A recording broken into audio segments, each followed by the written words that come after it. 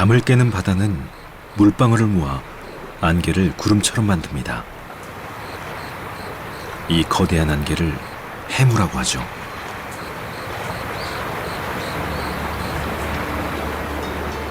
오직 인간만이 수천 년 동안 해무를 가르며 바다를 나아가고 육지에 닿고 새로운 문물을 실어 날랐습니다.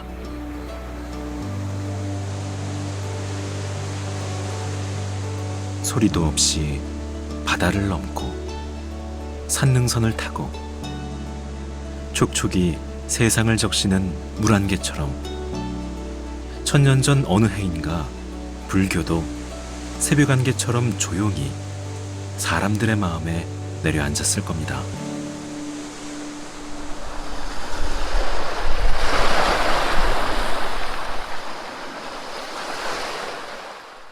이 장흥은 천년의 해무를 가진 지역입니다. 통일신라의 해상왕으로 불리던 장보고가 당나라와 일본의 해상무역 거점으로 완도에 청해진을 지을 때 청해진은 장흥의 천관산과 지척이었기 때문입니다. 그래서 장흥에는 장보고가 해무처럼 촉촉하게 적셔놓은 우리나라 불교의 씨앗들이 있습니다.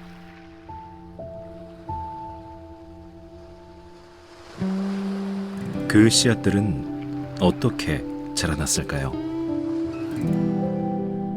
장보고의 해상무역 루트를 타고 남쪽의 바닷길을 통해 들어온 불교 이야기, 한국 불교 남래설을 따라 장흥군을 찾았습니다.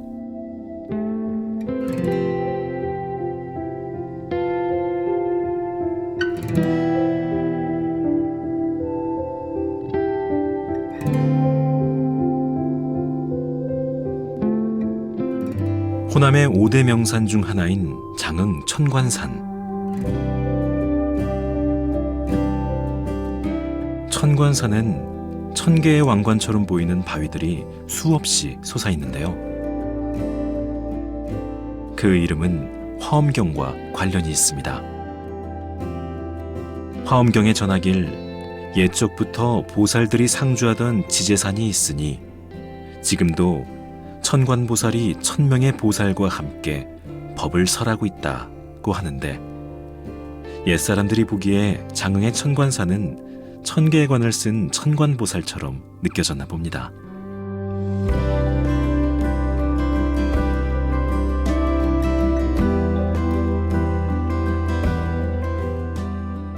하늘의 관을 쓰고 복과 지혜를 동시에 가져다 준다는 천관보살. 천관산 꼭대기 바다와 육지를 아우르는 그곳에 천관보살의 보금자리처럼 보이는 천년고찰 천관사가 있습니다.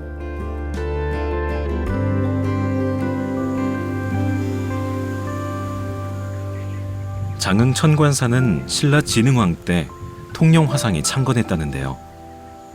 당시만 해도 금강산엔 89,000암자, 천관산엔 89개의 암제가 있다는 말이 있을 정도로 새가 컸다고 합니다.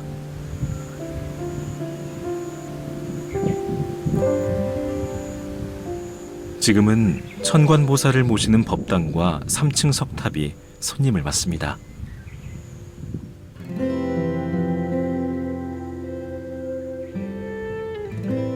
통일신라에서 고려시대로 바뀌는 시기에 조성됐을 것으로 추정되는 천관사 3층 석탑은 자로잰 듯 안정적이고 단아한 모습으로 법당 앞을 지키고 서 있습니다.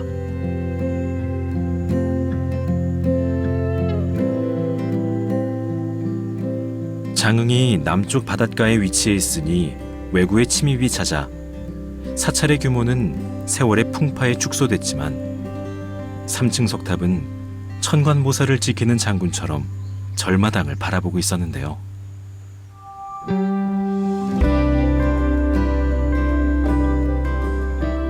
3층 석탑이 바라보는 절마당에는 5층 석탑과 석등, 2채의 불전, 그리고 요사체가 전부.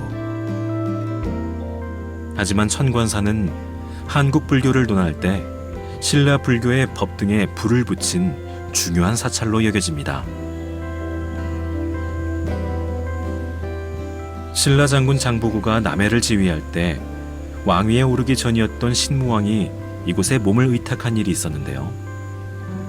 그때 천관사의 홍진대사와 장보고가 긴밀하게 신무왕을 도왔고, 이즈음부터 당나라에서 유학 다녀오는 스님들은 장보고의 선단과 천관사에서 다양한 방식으로 도움을 받았다고 합니다.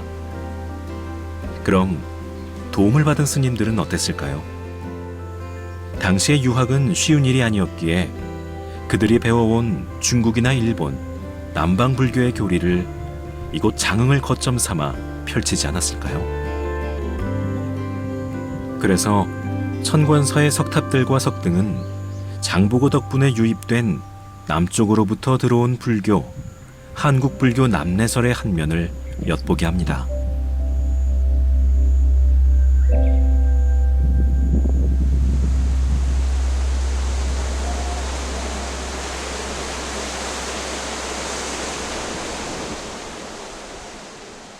바닷가 천관사에서 능선을 타고 육지로 오르다 보면 부처의 지혜를 뜻한다는 가지산에 닿습니다.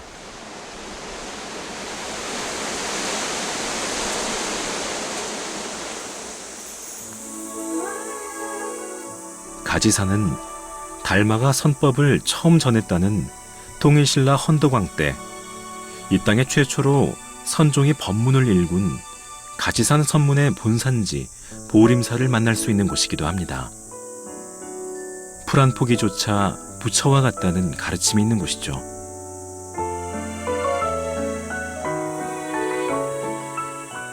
깨달음을 얻는 것을 견성성불이라 한다죠.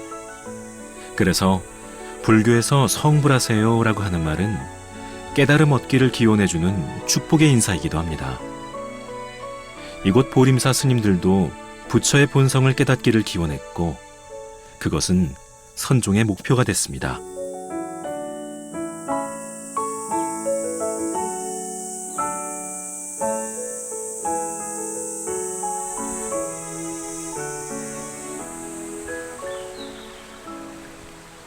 통일신라부터 장보고와의 인연으로 남해를 통해 유입된 불교가 천관사에서 이곳 가지산 보림사까지 물 흐르듯 이어졌을 겁니다. 그렇게 신라 말기와 고려 초기에 걸쳐 성립된 선종 산문을 구산선문이라고 하는데, 그 중에 신라 최초의 선종 산문이 바로 이곳 보림사의 가지산문이라네요. 귀동량만으로 듣던 가지산문의 본산, 발길을 재촉해봅니다.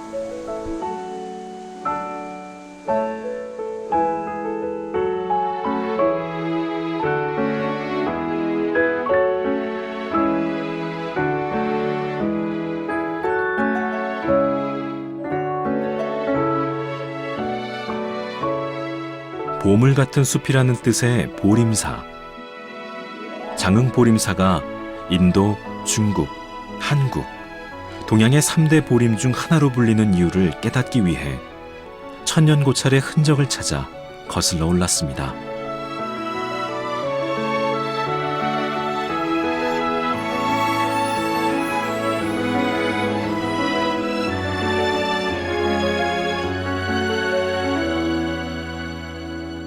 화려함을 넘어 장중함이 느껴지는 일주문은 1726년 조선 영조 때 지어졌을 것으로 추정된다는데요.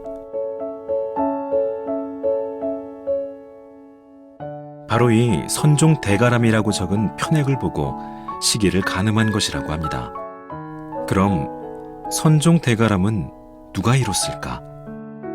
9세기 초 중국 당나라에서 유학하고 남종선을 전법받아온 도의선사가 설악산에서 염거스님에게 법을 전하고 입적한 뒤 염거스님은 보조 채징스님에게 법을 전했습니다. 보조 채징스님은 그 가르침을 따라 구산선문을 개창했으니 3대에 이르러 선사상이 신라의 뿌리를 내리고 우리나라 불교의 기반이 다져졌다고 합니다. 수행을 통해 점차 깨달음을 얻는다는 북종선과 달리 남종선, 즉 선종은 금강경을 기반으로 내 안에서 불성을 찾는다는 즉각적인 깨달음을 말하는 것이었죠. 나의 본성에서 부처를 찾는다는 선종은 불교계에 큰 물결을 만들어냈습니다. 보림사 계산 당시에는 왕의 명령으로 천칸의 전각에 800명이 넘는 수도승들이 거처할 정도로 사찰의 규모도 커졌는데요.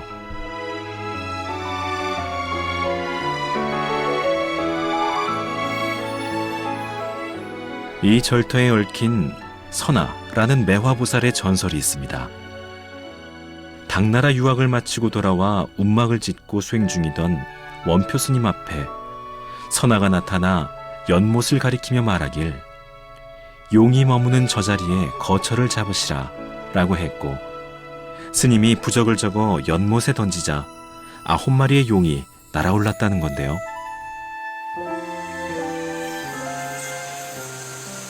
그 연못을 메운 것이 지금의 보림사터라는 것입니다. 산속의 연못을 메워서일까요? 지금도 보림사는 평평한 평지에 자리하고 있습니다.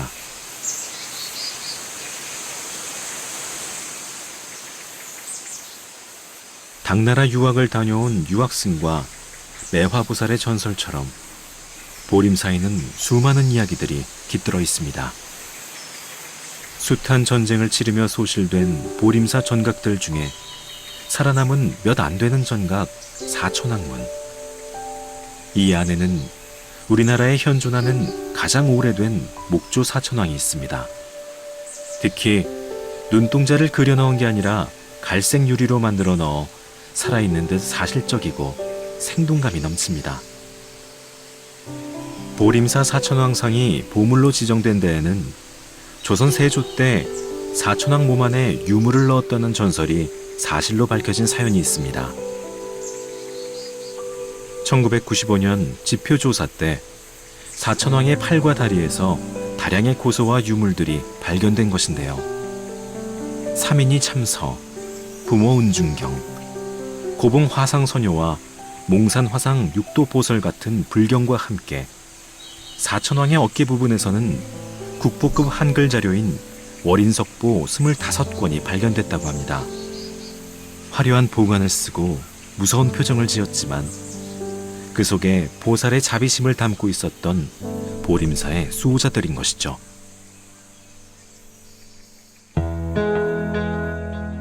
경주가 중심이었던 통일신라 시대, 전라남도 장흥에 위치한 보림사는 신라의 변방에 있었지만 보림사에는 왕의 명령으로 장승이 세워질 만큼 전라도에서 손꼽히는 절이었다고 합니다. 그래서 장흥 보림사는 중국의 육조 해능 스님이 남종선을 처음 만든 중국 소주의 조계산 보림사, 그리고 인도의 보림사와 함께 세계의 삼보림으로 불려지게 됐다고 하는데요. 그 위용을 보여주려는 듯 국보 제44호 쌍둥이 3층 석탑과 석등이 서 있습니다. 870년 신라 경문왕 때 조성된 천년 역사의 증인인 셈이죠. 대적광전 앞에 나란히 서 있는 쌍둥이 3층 석탑은 층마다 얹은 지붕, 옥계석이 경쾌하게 하늘을 향하고 탑 머리 장식이 온전하게 남아있어 신라 특유의 탑 양식을 엿볼 수 있는 귀중한 자료로 여겨지고 있다는데요. 1933년 겨울 도굴꾼에게 훼손당하고 나서 탑을 보수하던 중 탑지와 사리함이 발견됐는데, 그 탑지에 870년에 세우고 891년에 사리를 봉납했다는 기록이 있어 정확한 조성연대를 알게 됐다고 합니다. 쌍둥이 석탑 사이의 석등은 통일신라 양식의 석등 중에서 가장 완벽하다고 평가받는 석등입니다. 화려하게 치켜 세운 옥계석 위에 연꽃을 새긴 보주를 얹어 전체적인 인상이 경쾌해 보였는데요. 단단한 돌을 쪼아 흘러내릴 듯한 연꽃잎을 표현하기가 얼마나 어려웠을까.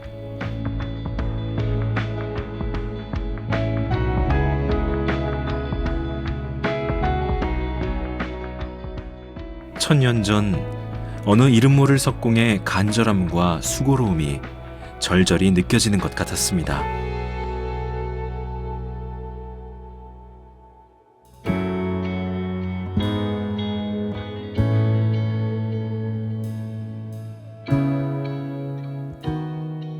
대적광전 정가운데에 놓은 석등의 위치도 흔하지 않은 배치라는데, 숱한 전쟁과 화마 속에서 온전한 모습을 지킨 석등과 쌍탑은 조용히 바라보는 것만으로도 불경을 듣는 듯하고, 환한 대낮에도 불법을 향한 등불이 켜져 있는 듯 마음이 평안해졌습니다.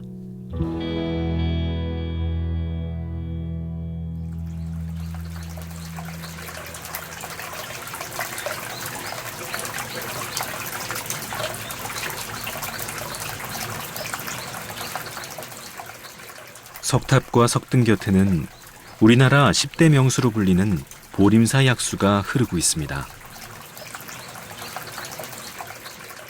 가지산에서 흘러들어온 보림사 약수는 맑고 담백한 맛에 미네랄이 풍부해 좋은 차를 우리는 명수로 꼽힌다는데요. 절마당에서 마르지 않는 부처의 자비심을 느낍니다.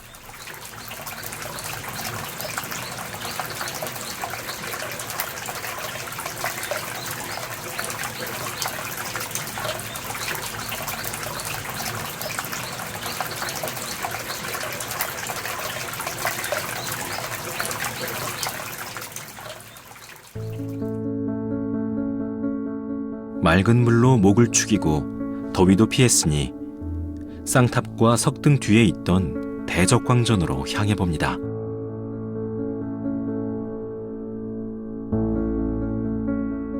보림사 대적광전 안에는 천년의 역사를 지켜온 불상이 있습니다. 우리나라에서 철로 만든 불상 중 가장 이른 시기에 만들어진 불상이라고 하는데요. 등 뒤에 빛나던 광배와 다리 아래의 대좌는 세월 속에 잃어버렸지만 몸체는 고스란히 남아 통일신라 시대의 아름다운 철불의 모습을 보여줍니다.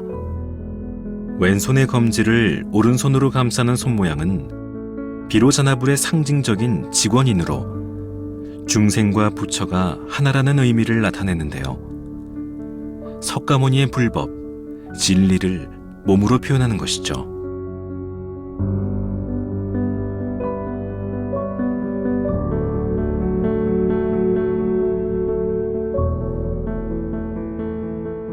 왕족이었던 석가모니의 신분을 나타내기 위해 불상을 만들 때 표현한 작은 소라 모양 머리카락까지 흙으로 빚은 듯 세밀하고 정교합니다.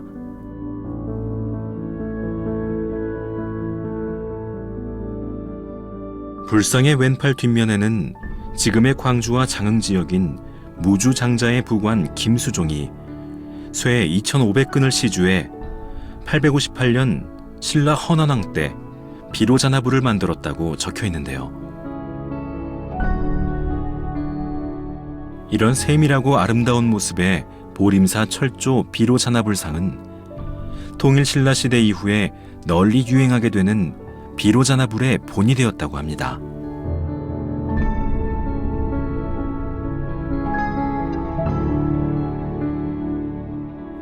차가운 금속 철로 만들었건만 묵묵히 세상을 바라보는 얼굴에서 고요하고 자비로운 따스함이 느껴지는 건 왜일까요?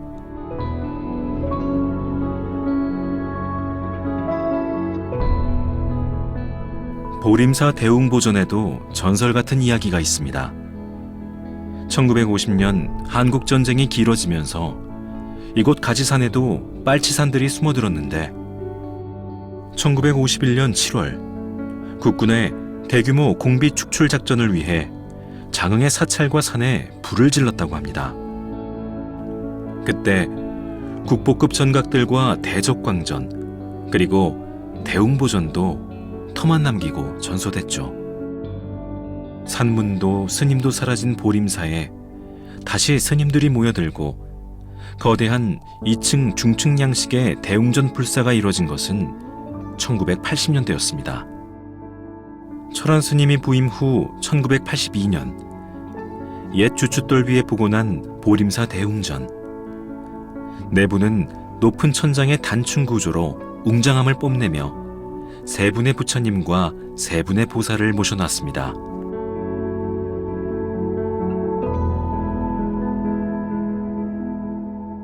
맨 왼쪽에는 지옥문 앞에서 중생을 구하고자 하는 지장보살이 있고, 정중앙에는 현세의 부처 석가모니가 있습니다.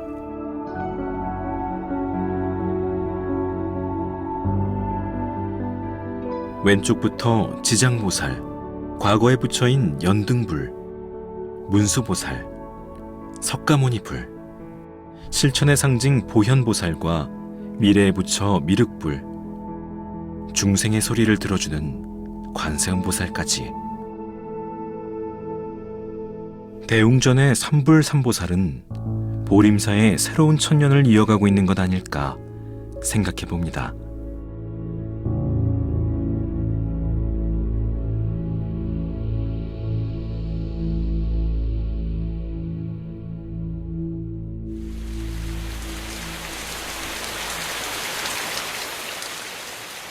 천년고찰의 절마당에서 자연이 들려주는 음악에 취해봅니다.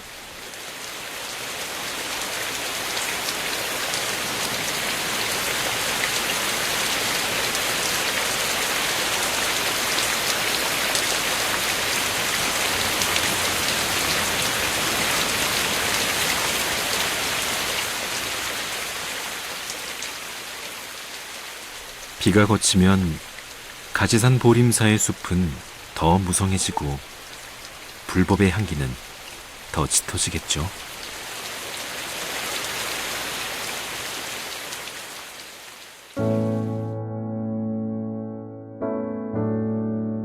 천년의 숲도 그 시작은 하나의 점, 작은 씨앗이었을 겁니다.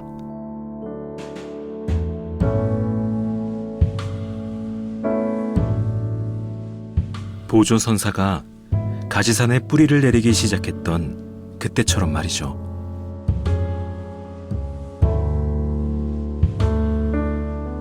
씨를 심지 않으면 열매를 얻지 못한다.